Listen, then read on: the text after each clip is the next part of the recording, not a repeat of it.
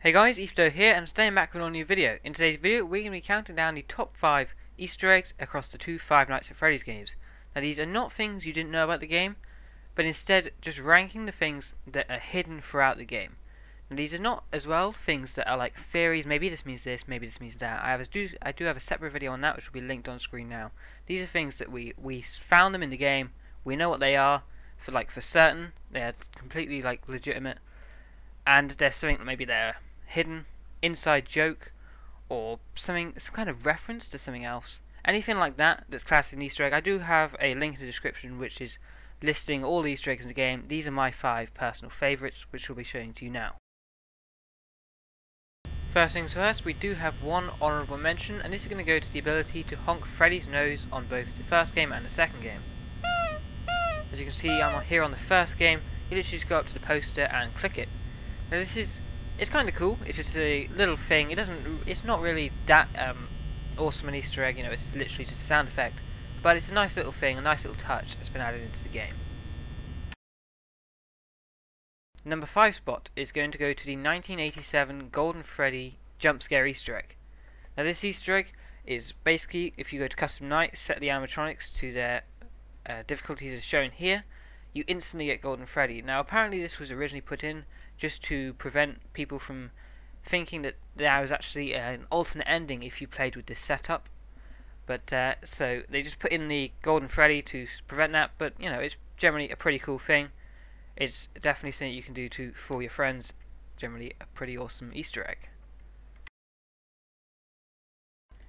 And the 4th spot on the list goes to the newspaper clippings and endgame, almost newspaper articles regarding the storyline for the game. And this involves also not only just the storyline, but also the time period which the game is set in.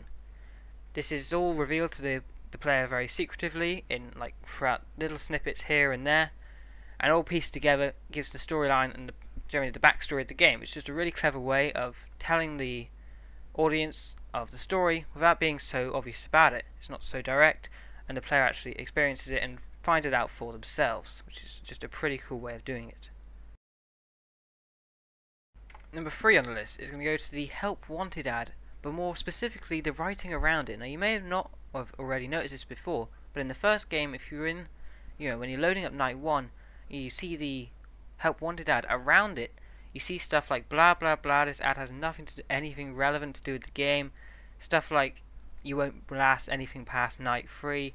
You should do another job. This isn't a good summer job. Stuff like that. Just general funny remarks in the ad that you probably don't even notice when you play the first time. May not have even noticed now. I only recently discovered this when restarting the game, and it's just a pretty awesome thing. It's pretty funny. I was reading it. It's pretty hard to work out, but once you can see what it says, it's pretty funny.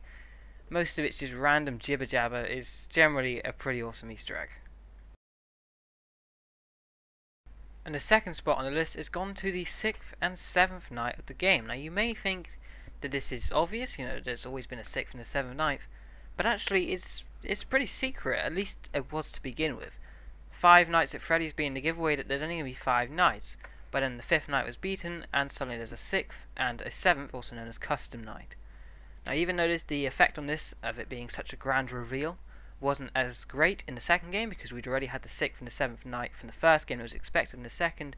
It was generally a pretty huge Easter egg when it came out initially in the first game, when the 6th night and 7th night were discovered, especially seeing as the 6th and the 7th night were 2 of the nights that really made the game popular, especially because of the just general difficulty of the games, especially the 7th night with 4/20 mode just being ridiculously hard, and it just increased the popularity of the game.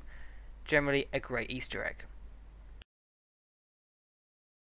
The number 1 spot has gone to pretty much a joint thing, just because there was no way of distinguishing between these, and it's the rare screens and rare animatronics. And the reason I couldn't separate them was because many of the rare screens are rare animatronics, especially in the second game. So just generally these made it really quite unique each time. You'd have a different experience each time you played if you saw one of these.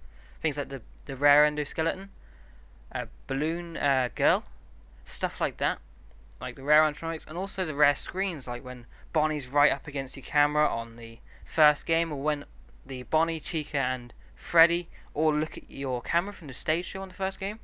All quite rare screens and rare animatronics. You see Golden Freddy being the most notable one. When you see his poster for the first time on the first game, it's like, what is that? And then suddenly he's in your room. Stuff like that. Just generally rare stuff on the monitor, and rare animatronics are just generally one of the, in my opinion, the best Easter egg throughout the two games. Be sure to put your top 5 in the comments below, whether you agree or disagree. And I thank you much for watching. And please do take 1 second to hit the like button below.